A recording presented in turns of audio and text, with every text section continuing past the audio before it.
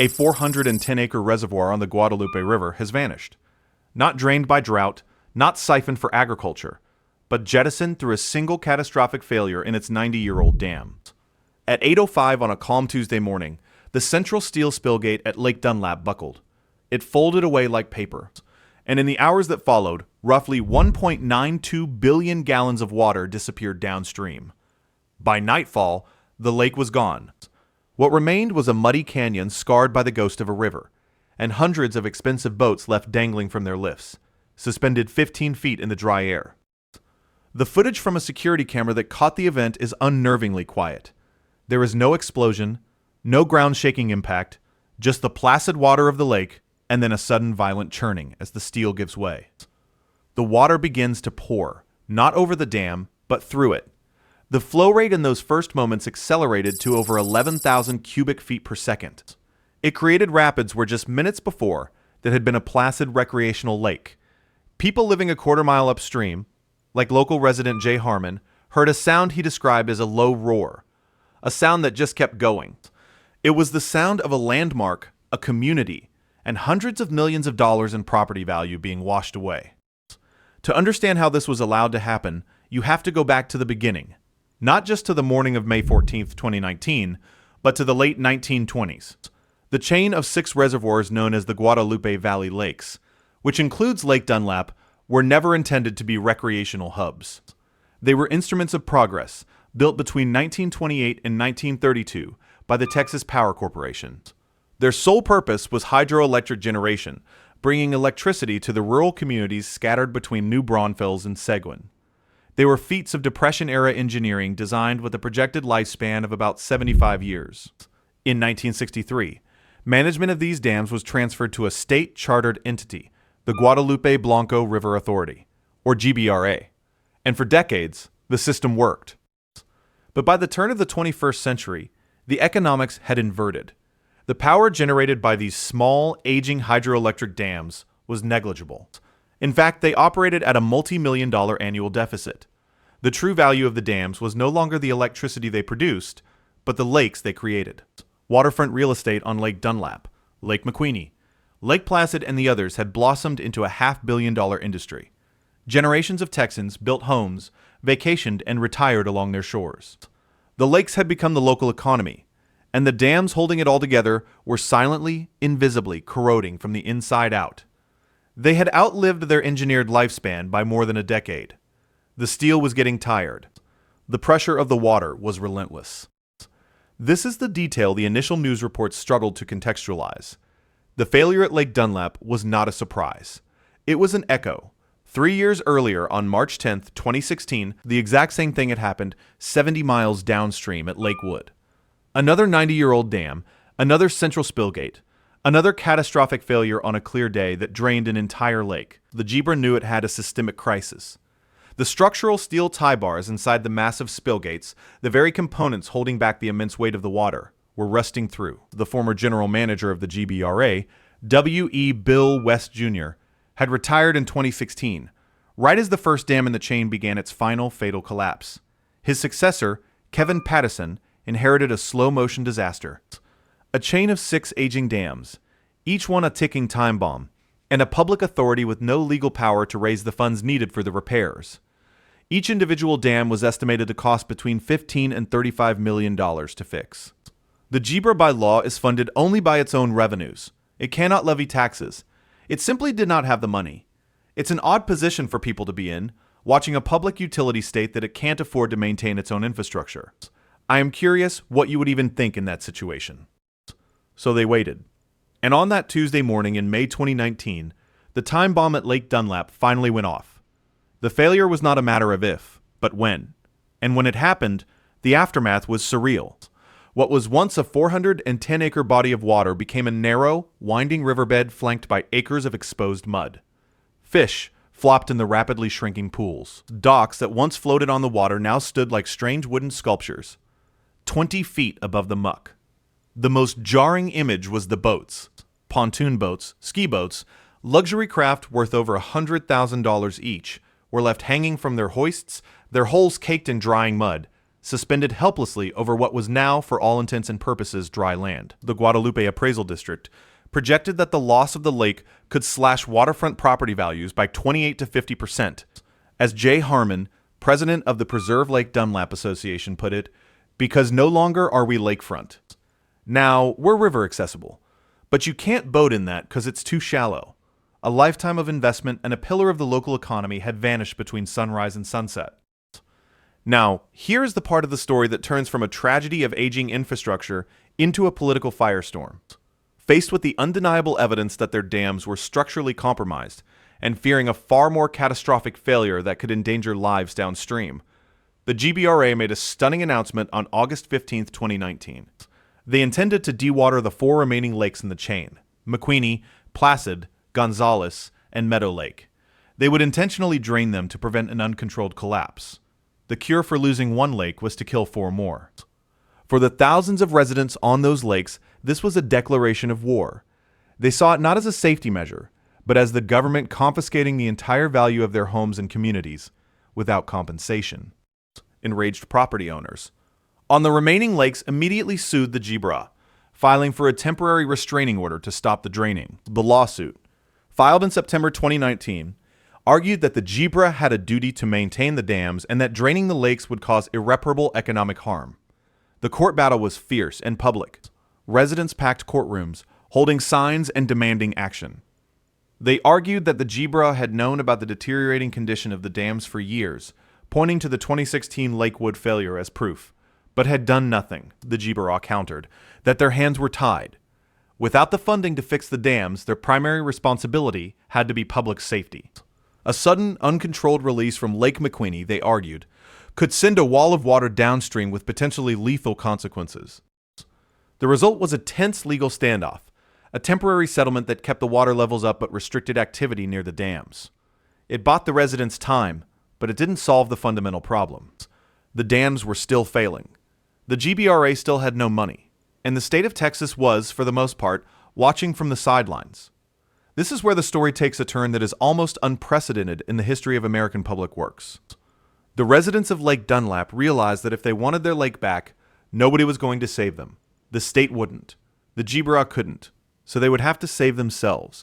Led by Jay Harmon and the newly formed Preserve Lake Dunlap Association, the community began to organize. They researched obscure Texas water law and found a potential, albeit radical, solution. They could form their own government entity, a Water Control and Improvement District, or a WCID. This new microgovernment would have the one power the GBRA lacked, the power to levy property taxes on the homeowners within its district. In essence, the plan was for private citizens to vote to tax themselves to pay for the repair of a state-owned dam.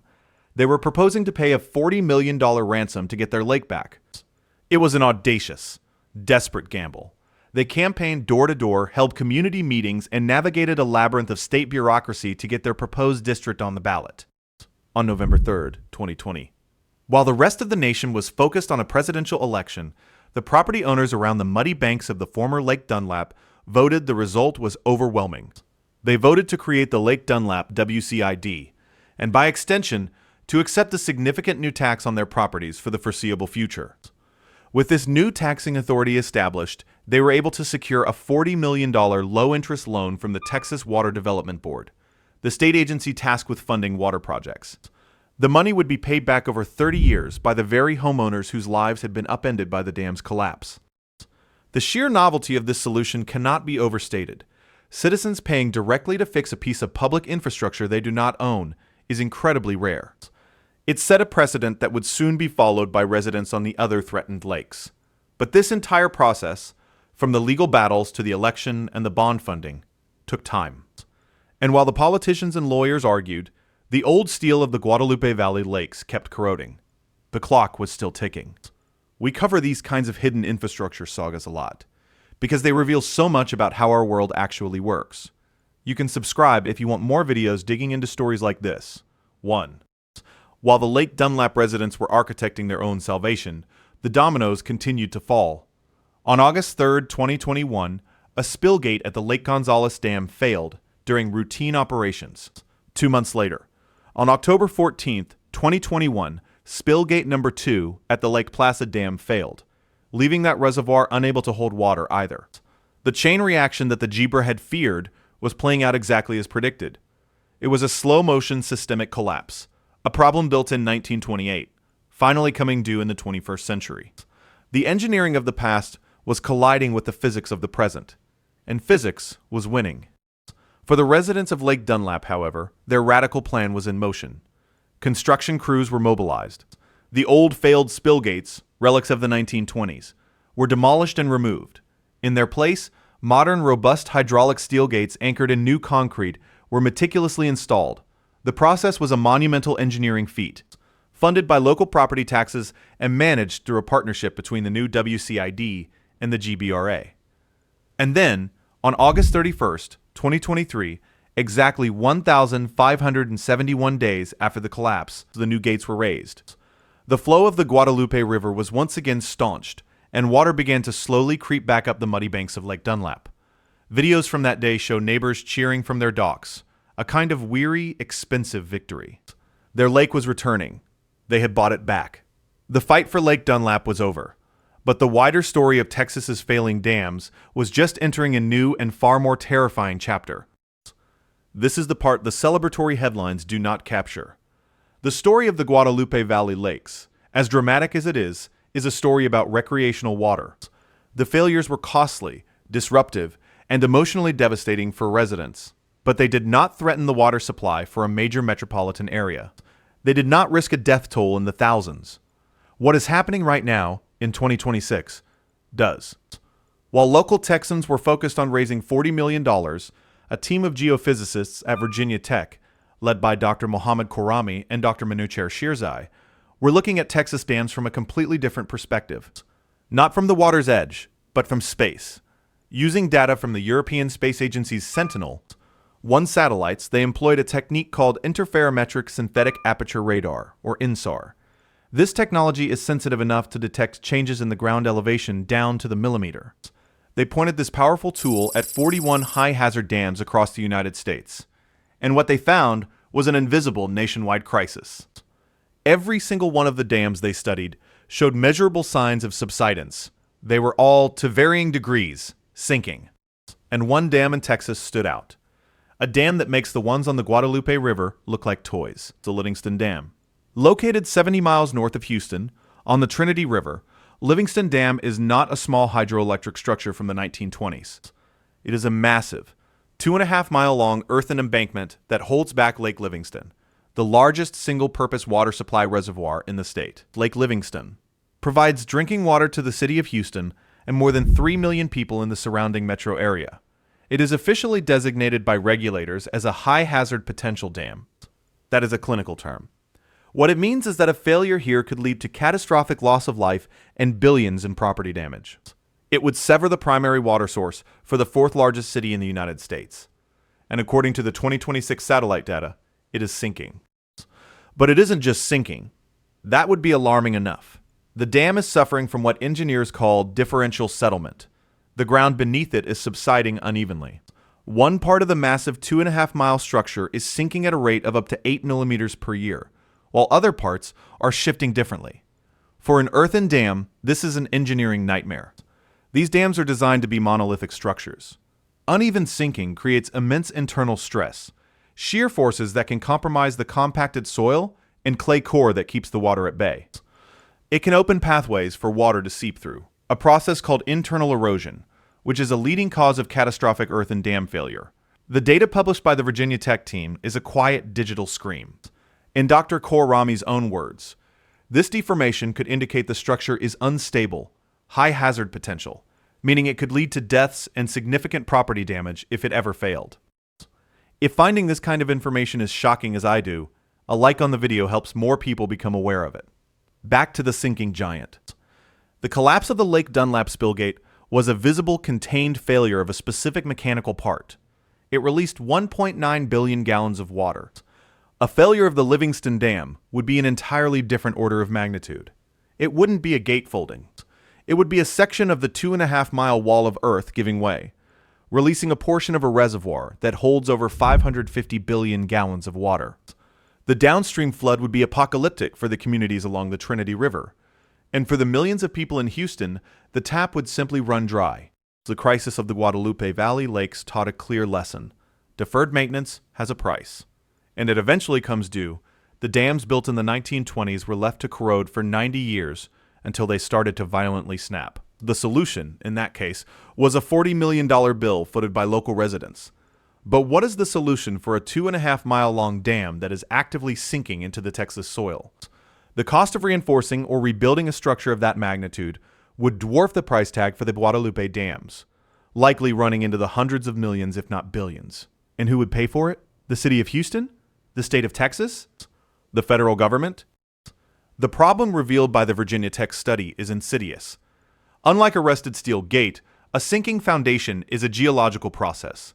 It's slow, measured in millimeters per year. It produces no dramatic security camera footage, no sudden roar of escaping water. It is a quiet, creeping disaster, hidden in satellite data and engineering reports. It is the same kind of slow-motion failure that went ignored on the Guadalupe River for years, only on a vastly more dangerous scale. The story of Lake Dunlap was a wake-up call, as one GBR official stated, a warning that old infrastructure fails. If that was the wake-up call, the data from Livingston Dam is the fire alarm. It is a clear signal that an invisible crisis is underway, one that threatens not just the property values of a few thousand recreational homeowners, but the water supply and safety of millions. The fight to save Lake Dunlap took 1,571 days and tremendous local effort. They were racing against rust. At Livingston Dam, the race is against gravity itself. The story of Lake Dunlap had a resolution, a hard-won, expensive victory for a community that refused to let its lake die. But it also serves as a stark prologue. The underlying issue was a failure to invest in and modernize critical infrastructure before it reached a breaking point. The same issue is now being written in the geological data beneath Houston's primary water source. What happened on that sunny morning in May 2019 was not an isolated Texas problem. It was a preview. It showed